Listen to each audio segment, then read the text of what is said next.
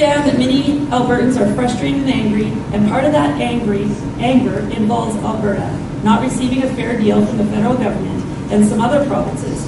We hear your frustration.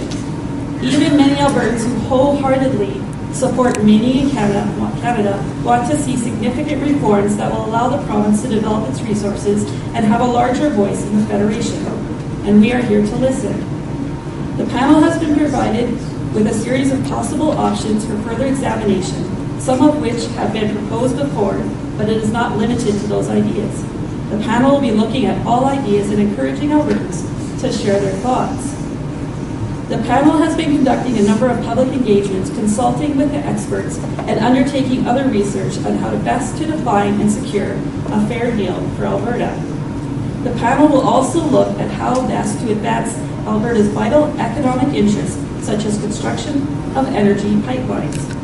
The goal of the Fair Deal panel is to develop a report outlining what was heard during these engagement processes, as well as providing the Premier with recommendations for further actions that the province can take. This work will be concluded by March 31st. The Government of Alberta will then review the recommendations and put forward a plan of the panel's works. It is the panel's understanding that most major policy changes that were not included in the government's platform but are worthwhile to explore will be shared with Albertans for endorsement in a future referendum. The Fair Deal panel wishes to hear from you and your perspectives on Alberta's place in Federation. So the panel would like to pose 3 questions that are actually on your white papers there. Do you think Alberta is getting a fair deal in the Federation? If not, what would a fair deal for Alberta look like? What should the provincial government do to secure a fair deal for Alberta? And at this time, we encourage you to come up to the mic and share your stories of how this is impacting you. So my name is Gerard, Lucyshyn. So I guess my question is, or I'll do a little bit of a story here. I had the great opportunity to drive across the country in the 150th, coast to coast and back again. And it seemed to me as I traveled across the country, it was amazing to see the country on the ground as you went through community to community to community. And so, as John pointed out, when you take that in perspective in the history, there's been a lot of work that has been done over the last 150 years. And it's great, it's fantastic. Are we different than the East? You betcha. Every community is different, from one side of the country to the other side of the country. But those differences is kind of what brought, for me, Canada as a whole. So then, when we sit back and we think of the problems that we're facing today, the problems have grown out of 150 plus years of negotiation, if you will. And most of you that are well aware of the history of Canada, that's what Canada was founded on, was on this negotiation. And for Alberta and Saskatchewan, we did our negotiation, if that's what you call it, in 1905. And it wasn't a negotiation. It was basically an equiproportionate dividing of the remaining territories. Why? For immigration, for the rail. Okay? So when you look at these problems, all of them, most of them, I would say, if not all of them, stem from one point and one point only, and that's the economic determination. When Alberta and Saskatchewan were created in 1905, there was no way at that time policymakers in Ottawa could even have fathomed the economic power that these two provinces have come out to be.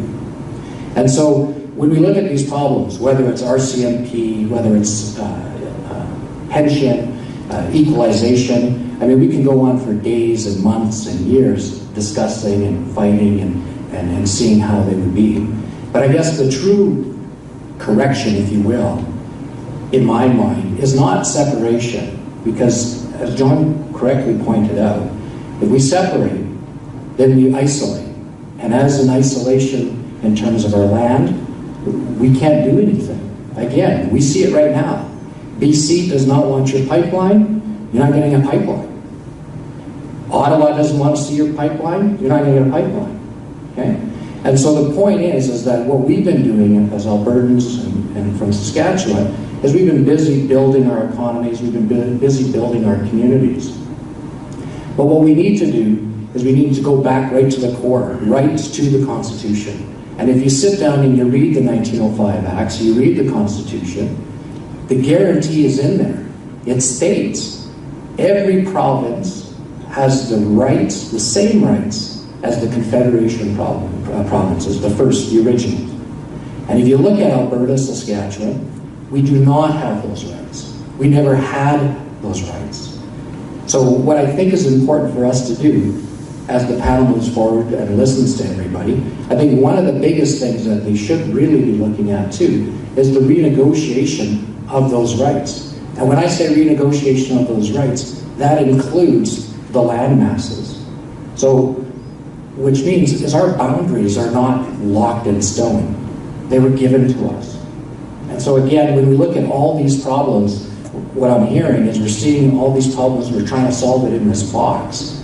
But the problem is the box is the problem. And so what we need to do is start broadening our solution base, if you will, and start looking at solutions outside the box. It's not about being like Quebec. It's not about being like Ottawa. It's not about us saying, well, we'll just go it alone. You can go it alone. But where are you going to get the money from? Where are you going to send your resources? As John pointed out, you're going to send it to Montana until the next Democrat president comes in and says no?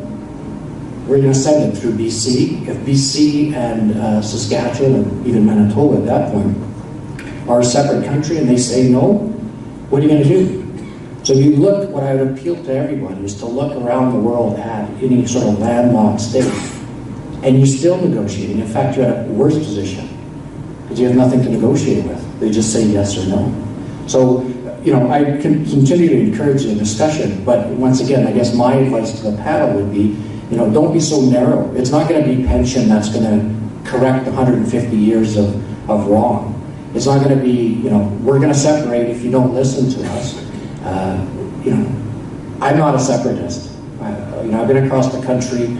I think Canada as a whole has demonstrated over the last 150 years it's much better as a whole rather than separate units. I completely agree with the wrongs that have been done, but we need to look at the problem and we need to be a little bit more assertive in terms of renegotiating, not redefining Alberta's place, but redefining even the whole western base. Like, what are we looking at? Okay? So again, I thank the panel for its work, and I really encourage them to really broaden the perspective. Like, don't just be narrowly defined. Thank you.